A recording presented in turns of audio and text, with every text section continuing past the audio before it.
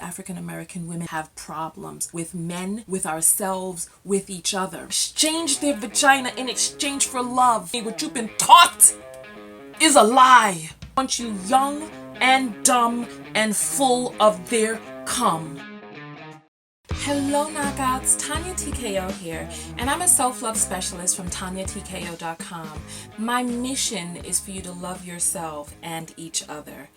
Today we're going to be talking about Black women's sexuality and how we've become disconnected from that here in America, as well as 2 ways that we can reconnect. If you have ever thought that the way a woman dresses determines the type of respect that she's going to get, then this video is for you. The other day I put up a video about the beef that Azalea is having with Cardi B, where she says that she feels that she's a caricature of Black culture.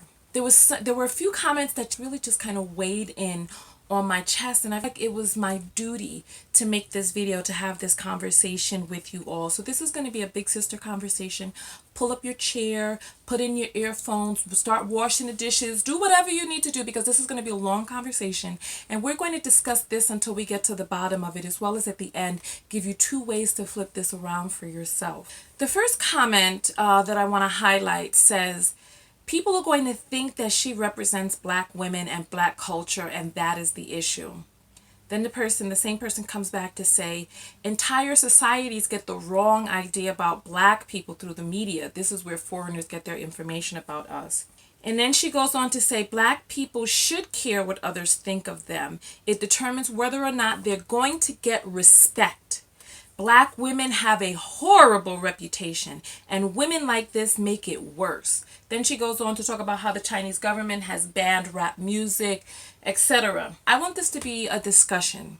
So I want you to post your feelings and your thoughts in the comments, and I'm going to come into the comments and I'm going to converse with you all too, because this is a really huge issue, and I hear men saying stuff like this, and then worst of all, I hear women impounding upon other women with this idea, and it's really painful for me. So let's go to the second comment. Is from a young lady and she says, have you seen Cardi B with her pregnant belly, tongue sticking out, twerking on the stage at Coachella?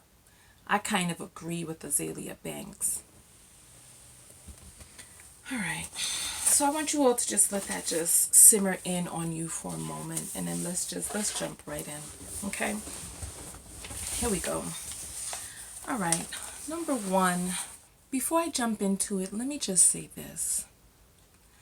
I considered myself to be African American and Caribbean American, but mainly since I was born here in America, I consider myself to be African American. And it wasn't until I was having the conversation with a really close friend of mine who's a Black Dominican woman, an Afro-Latina, and she basically said, you know, I'm Latina, and people expect for Latinas to be really sexy. They consider us to be really spicy. And she's like, and I embrace my sexiness and my spiciness. An idea that she came into contact with as a child, and as she grew into a woman, she just grew more and more into her femininity. I think that this is part of the reason that a lot of us African American women in this country have problems with men, with ourselves, with each other. It's because of this disconnection that we feel from our femininity and from our sexuality. And I hope that this video can help to alter some of our mind frames about sexuality and feminine essence and our full feminine glory. It wasn't until I started speaking with her that I started realizing the differences that I experience as a Caribbean American young lady coming of age in this country, being raised in a household where we wind our waist and juke our hips and dip down low and walk up the body and okay, I'm sorry. You know what? I started getting carried away. Excuse me for a moment. Let me regroup. Okay.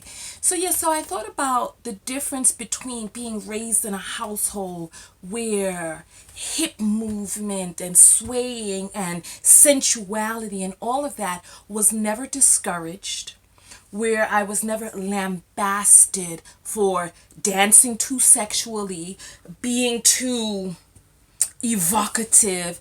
I was never lambasted for those things, and it never penetrated into my being that those things were wrong. And so I've lived my life under the guise of the beauty of just ritmo and just rhythm and just soca and calypso and it being so sweet and just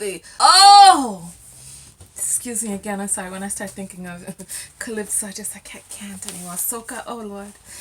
Okay, what happened in this country? This is a much larger conversation about what it means to be black. Where did black come from? And how did we get into all of these different parts of the world? Because people are saying Cardi B is not black, but then somebody like Beyonce is. When there's obvious a mixing of European genes inside of both of these women, what makes one black and the other not? You know, besides one speaking a different language. And I think that there's something that happens with black Americans when they hear another black person speaking another language, and for some reason, particularly Spanish, because I don't hear people saying that Haitians are not black. You know, or sometimes I hear them saying Africans are not black. And it's like, I think that the word black has become synonymous with African American, but we don't have the copyright to African DNA. It's like during the slave trade, we were taken out of Africa and we were taken to different parts of the world. So there are black people who speak Portuguese, there are black people who speak French, there are black people who speak Spanish. But I think because of the narrative that this country speaks about Spanish speaking people, I think that we have this animosity towards Spanish speaking people. And also with the colorism that existed inside of the islands, where people started thinking that they were better if they were lighter, and that they were not so good if they were darker. And then a lot of the separation that existed between Afro-Latinos and African Americans. So the Afro-Latinos did not want to identify with black Americans, and they felt that having their culture and their language made them better. And I think that in response, African Americans just have kind of revolted against that, where they're like, well, you know what, well, forget you and your language. And I think that there's also this animus that exists on the inside because we have very little connection to our African roots. We don't have the language, the religion, the customs, the culture, the food. We don't have those things in America. What we have is a hodgepodge of what's been created on this soil. Because in this country, I've heard the sentiment that you could either be sexual or respectable. And I want to get down to the bottom of where this comes from. Why is it that there are culturally some black women who embrace their sexuality, who exude it, who bask and revel in the glory of their feminine divinity? Why is it that there's some women who do that and some women who don't? So for the people who think that the way that you dress determines the type of respect that you receive, that's a thing called respectability politics, where we punish people and we come down hard on them because we say, well, because you're sexy or because you're sexual, you won't get respect. When you see a person who's scantily clad and you're like, you know what, you're going to get disrespected because of that, and you deserve to get disrespected, or you're going to get raped. Or when I see you dressing better, when I see you dressing like a lady, I'll treat you like a lady. Or how do you expect to get treated like a lady when you're not dressing like one? So let's go into this, right? Let's say a person were naked. I mean, so a person could be scantily clad with things pushing up and squeezing in and popping out and spilling over and all that type of stuff, right? So a person can be wearing scant clothing. But let's say a person was wearing no clothing at all. Does that mean that they should be raped, that a person should come up to them and be like, oh, okay, because you have no clothing on, I'm going to stick my penis in you, or I'm going to beat you up, or I'm going to disrespect you because of that? No. How long have we been feeling that the amount of respect that we get is determined by us and how we behave, how we dress, how we speak, rather than the person who is either giving or withholding that respect? Far too often we place the onus on us to get another person's respect, rather than the onus on that person to give respect based on what's inside of them. So that we don't have to sit here feeling bad and in trepidation because we feel like we're not getting a certain amount of respect from a person, so that we change who it is that we are. We live in the prison of other people's perception, hoping that maybe one day, if we crunch ourselves down small enough and ball ourselves up tight enough and live our lives constricted enough, that these people will finally respect us. They're calling the police on lawyers, on real estate agents, on people who are just sitting in a place, dressed in suits because they're black. It has nothing to do with what it is that you have on the outside. It has to do with that person's own inner biases, prejudices, and inner discriminatory practices. That's on that person. And so I wanted to talk about what's the difference that exists here in America versus other black islands and countries. Did you know that it was written into the law books that you could not rape a black woman because we were thought of as being so lascivious, so lustful, and such Jezebel spirit that it was impossible to rape a black woman because a black woman is so sexual that she was the one who actually called forward for the rape, that she was the one who was quote unquote asking for it, that the male had to give in to his desires because she was just so intoxicatingly erotic that it was impossible to rape her because his actions were dependent on who it is that she was as a female being. I think that that's one of the things. And I think Christianity is the other one. Correct me if I'm wrong, and you guys can talk about this in the comments with me. It's my theory that here in America, what's unique that didn't exist in the Caribbean is that, one, we were outnumbered here in this country where we were taught to worship in this book with the white Jesus, without the counterbalance of being able to make some of these saints black or seeing ourselves in the image of this white Jesus, and not being able to incorporate, like inside the other islands, they were able to incorporate the saints and all of these other things with African gods and then come up with a different sect of their own religion. But I think there's something about being in this country, being forced to follow Christianity in its puritanical form, where sexuality is frowned upon inside of the Bible. There's this word that's been stuck inside of my mind, immaculate conception. What do you think of when you hear immaculate conception? What is immaculate? Immaculate is clean, which means a person being able to conceive in a clean way, without all that messiness of penis and sperm. So there's like the purest woman, the only woman who was deemed to have been worthy of giving birth to a God or to a Christ, is a woman who was not sullied. She was a virgin. She had not been sullied by sex. So her conception was immaculate. I think that these puritanical views, along with being outnumbered in this country and being stripped of all of our customs and cultures, our food, our rhythm, all of that, being stripped of all of that, and being thought of as these lascivious, lustful beings that are just so deviant that they can't help themselves from just being so wildly sexual. I think the shame associated with that is what disconnected us from our femininity, from our feminine essence and our feminine glory. Like if you look at this girl's comment, have you seen Cardi B with her pregnant belly, tongue sticking out, twerking on the stage at Coachella? As if there's something wrong with that. We have several chakras for a reason, and every chakra is important. From the root all the way up to the crown, all of them are important. We have this imbalance where we don't want to acknowledge what's going on down below the belt. It's dirty, it's sinful, it's carnal, it's of the flesh. It should be hidden, it should be squelched, it should be subdued. When there's healing in activating that root chakra, that's what grounds us to this earth. Part of the dysfunction exists when we shame that part. And I think that that's part of the reason why Black American women end up with so much fibroid tumors in their uteruses. Let's just jump into some statistics.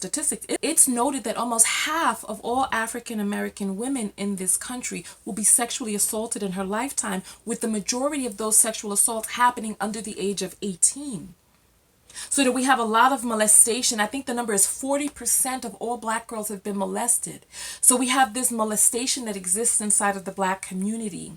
We have this shame that exists around sex, coupled with sexually dysfunctional ideas, and then disconnection from our feminine essence, being ashamed of being rooted and grounded, and being ashamed and disconnected from our sexual essence because of the dysfunction and the deviance that exists in this country, where we are disconnected from that which is beautiful and divine.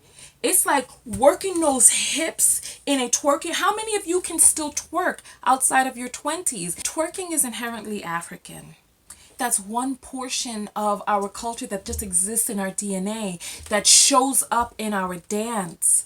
In this country, it's been bastardized. If you look at twerking in the American Black female, All of the concentration is just in the hip area. There's no overall choreography. There's no incorporation of other body parts into it. It's just basically a woman bending over, gyrating, and pumping her hips in the air, which is something that I can see is very appealing visually for males. However, as a woman, is it a balanced movement here in America? So like if you look at African dance, they'll incorporate the buttock twerking in there, but it's a part of a much larger dance. So it's a part of choreography, it's a part of beauty, it's a part of femininity, it's a part of symmetry with the whole body. But it's like here in this country, there's this laser focus. It all can't be concentrated in just one area. Female sexuality is powerful. Black female sexuality, mother of all civilization, creator of all other life forms, is even more powerful. I think that's part of the reason that people are so determined to contain black female sexuality, to squelch it, to water it down, to stomp it out, because it's so powerful. We as women have such an ability to alter the face of the world that we live in through just our essence of being female alone. That feminine essence, that feminine power, that feminine divinity is so potent. We have been taught to ignore that energy, to actually turn away from that energy and to be ashamed of it, so that when we see a woman doing one of the most feminine things possible, I was going to say embarazada, but filled with human life inside of her, that we would feel ashamed of her moving her backside and twerking. Why? This is how she became pregnant. We're taught to think of sex as so dirty that we don't want to admit that we have it. And this is the secret right here. Let me tell you guys a secret. When I was in my 20s, I lived in Miami and I had a chance to live with and hang out with some white girls. And I was astonished by what I saw. Astonished. These girls were on a mission. When I say, oh God, they were on a mission. They were out there sexing almost every night. Different men, sometimes two and multiple men at a time, with no shame. They would come stumbling back in the morning, still partially drunk, with their eyeliner was smeared down their face. And as we grew, I had a chance to watch these white girls as they went back off into their lives. They washed themselves up, washed the lint and the dirt out of their hair, put on some proper clothes, and then the next thing you know, nobody ever knew that they were out there sucking and bucking all over South Beach, Miami. And would you believe every single one of those girls ended up married, with children, housewives, and soccer moms, driving around their little kitties to their sporting and art functions. And I was blown away. I was blown away because the game has been twisted, and I think that we African American women don't really understand. I think that we're just so disconnected that we really just don't get it. There's so many of us out there who our sexuality is not our own. From the time that we start to come into ourselves as young prepubescent 9-10 years old, we are taught and we learn that our bodies are not our own. First of all, our bodies belong to our parents, and in some man that exists out there in the future, our husband who we don't even know, so that we have to keep ourselves pious and clean and pure and virginal for him. Forget whatever sexual urges and desires that we may have, whatever type of sexual development that we may want. And too many of us are taking instruction from men who they themselves don't know what the hell they're doing. We're taking instruction from men where we're like, oh, I'm going to crunch down small. I'm going to do this. I'm going to do that. I'm going to make sure that nobody. And the thing is that it's black women left holding the bag. And think that somewhere down at the end of the rainbow is some prize for them.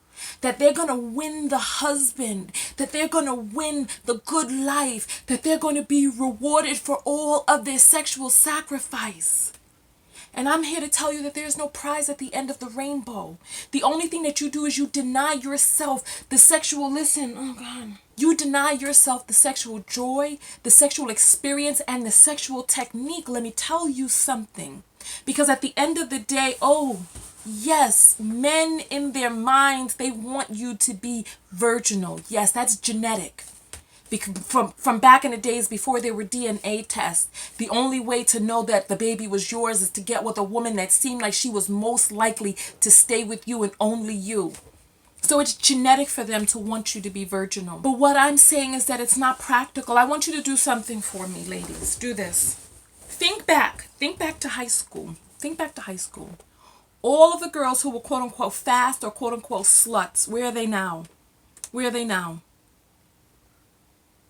Are they like the quote unquote fast girls or the sluts from my high school where every single last one of them ended up married? Who are the ones who are not married? The pious girls, the virginal girls, the girls who were saving it and waiting to sell and exchange their virginity to some man in exchange for marriage. Those are the ones who I see alone, the ones who got the game twisted. Because they think that life is one way when it's really another way. And I want you to take it from me. Listen, I'm not telling you to go out there and just give it away at a man's whim. No. What I'm saying is take control of your own sexuality. Take control of your body and know that it is your body. Enjoy the experiences for you. Far too often, listen, you guys know that I'm a coach, and far too often I talk to women who are thinking that they can exchange their vagina in exchange for love, in exchange for commitment, in exchange for a person's fidelity, and you cannot. You cannot. You can exchange your vagina in exchange for penis. You can exchange your vagina in exchange for orgasm. There are far too many of us who are living in this imbalance where we think, oh, if only I sacrifice myself like I've been taught. What I'm telling you is that what you've been taught is a lie. Listen to your big sister. Listen to me. What you've been taught is a lie. Is a lie. All of the sluts are married. Own your sexuality. Learn what makes you happy. 75% of women are non-orgasmic. They've never had a vaginal orgasm. Ever. Learn your body. Learn what you like. Yes, and you know what? There will be some women who maintain their virginalness who will end up winning the quote-unquote prize of marriage from some man who demanded their virginity. And I'm telling you, that's not too much of a prize. What you're actually winning is a man who does not want you to know your body or know how to please yourself or him. He wasn't keeping himself virginal, but he wants you to come into the relationship never having known another man's penis because he wants to be able to do or give whatever it is that he wants to do or give in this relationship or not, without you knowing the difference of what real pleasure feels like, without you knowing anybody but him. They have this thing, and we're going to talk about why men hate their penises in another video. How much longer are we going to be taking instruction from men who they themselves are not intuitive? That they're telling us how we should live our lives according to their rule, and it's not working. If it were working, every woman who's pious would be married and happy. Far too many of them, yes, marriage is the goal, but then what happens after the marriage? Are you happy? Far too many men are talking about divorce rates being lower before when women didn't have any options, and that's what they like. They want you to have to depend on them no matter what it is that they do, no matter how much cheating or beating they do. They want you to have to stay with them. They want you to have nothing to compare them to. They want you young and dumb and full of their cum. And the worst part is that we black women are left here holding the bag. We're left here holding the bag. Because we hear all of these messages. Oh, your hair is this, your lips are that, your skin color is this, you're that, your big butt, your twerking is nasty, you this, the that, the this, the that. And then what ends up happening? I'll never forget when I saw this weightlifting competition. Everybody on the dance stage was brown. I couldn't understand what the blood clot was going on. Everybody was brown. I was like, what? It was like they painted themselves up in this brown solution so that their muscles can stand out more. Now we got people getting all their lip injections and butt implants and all this, that, and the other. And then they're like, ha, gotcha, gotcha. It was really cute after all. I'll never forget when I read this article. It was in like Cosmo or Mademoiselle back in the days. And it was like, J-Lo, how did J-Lo get rid of her devastating derriere? That was the word. I remember reading that and I was like, devastating? The hell are you talking about? I was like, so it's like they spent a lot of time trying to convince us that big butts are awful, big butts are this, we should like flat butts, we should like flat butts, we shouldn't like hips, we shouldn't. They spent so much time trying to convince us that we shouldn't like those things, and then what ended up happening? After they could not convince us not to like it, then all of a sudden they were like, well, I'm gonna go get my... Look at how the Kardashians have metamorphosized themselves. I remember reading an article that one of the sisters had turned herself into a light-skinned black woman. And I was like, oh, this is nonsense, until I saw a picture of her and I thought she was a light-skinned black woman. So it's like they spend all of this time trying to convince us not to be a certain thing while they themselves secretly covet and want that. It wasn't until I began editing the video that I realized that I left off a really important story. There was this black male YouTuber who had become famous on YouTube about 2009. And then he went off to Vine to become even more famous there. And I remember I saw him at a red carpet function in 2014 where he was pretending not to know me, which is all good. Anyway, so he was there with this really tall, slender Caucasian female. And so I was talking with her and I, asked her what it was that she did, and I almost gagged. She had become some sort of internet web celeb herself, and she said that she had done so by teaching and doing twerk videos. And I was like, I was stunned. She was tall, she was slender, and she had no booty at all, NASA tall. And I was just there, aghast. I was taken aback because I was standing there and I was like, here's this young lady with no booty, tall and slender, doesn't have the body for twerking, doesn't even seem like she has the rhythm for it either. And I really felt bamboozled. I was like, here we are as black women really internalizing the shame of our twerking. We are dirty and less than, criticized and ostracized as being nothing but sexual objects. And here was this young lady at this red carpet function in her beautiful dress, proudly proclaiming how she is a twerk instructor. And that's when it really hit me, how we are shunning our natural given sexuality and allowing other people to criticize and ostracize us for it. Meanwhile, they take it right from underneath us, turn it into a profitable business, and make it into something much larger and greater than we thought we could. Meanwhile, we're the ones with the natural talent, the natural gift, the natural ability. It's in our bones and in our DNA, but we're ashamed. All right, now back to the video. And I'm telling you, the last piece of the puzzle to your happiness is as a woman owning your own sexuality. Own your power as a woman. Hone and harvest that power. Do what's right for you. So the two things that you can do to turn it around is, number one, think of your body as your own. If you've been thinking of your body as the property of some man that exists in the future, I urge you to know that your body is yours. It does not belong to some mystery man that exists out there in the future. Learn your body. Enjoy your body. And two, everybody doesn't have to know what it is that you do. Do what you do for you, not to announce, yeah, hoe is life, that's fine, but everybody doesn't have to know.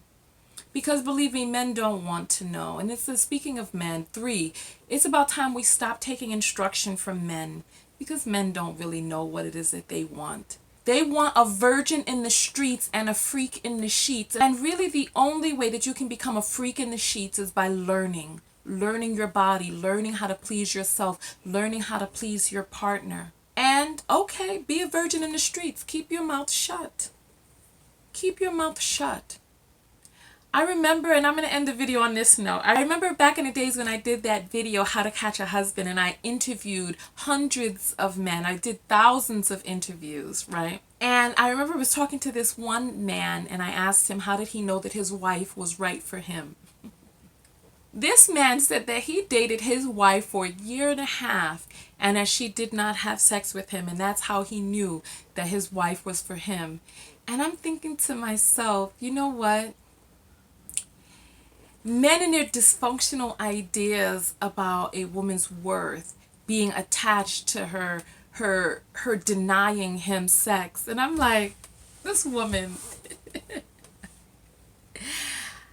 I asked him if it had ever occurred to him that she was actually having sex with someone else, and it never even occurred to him that while she's there denying herself sex and sexuality in this relationship, that she's actually, because of his own small mind, because of his own biases and prejudices, that she's over there enjoying herself with someone else because he doesn't have the capacity to enjoy sex with her and respect her. So on that note, I am out of here. I want your thoughts below. This is a really deep conversation that is very close and near and dear to my heart. And my goal for having this conversation is to have us look at things in perhaps a different way and see that the things that we've been seeing have been a certain way may not actually really be that way. It could be different than we ever thought. I love you guys very, very much. Go out there and love one another. But most importantly, what? That's right, love yourself. And loving yourself is getting to know yourself, all parts of yourself. From the crown to the root, know yourself, love yourself, and enjoy yourself. And on that note, I'm out. Tonya Tko. Make sure you subscribe to my personal mailing list so that you can always know when my videos are coming out wherever I am on social media. If you subscribe to my personal mailing list, you'll be able to get those notifications directly to your email. You can also subscribe to me here on YouTube and ring the bell to get the notifications that my videos have been published. Make sure that you leave your comments below. What are your thoughts about sex and sexuality? Are you African American, African, Afro-Caribbean? And what are your views? And what do you think contributed to those? Are the two examples that I gave spot on? Religion and the perceived lasciviousness of black women? So let me get your thoughts below. Tonya Tko, and I am out. Peace. Who exuded and who, what's the word? What we have is a hodgepodge of what's been created on this. These squirrels.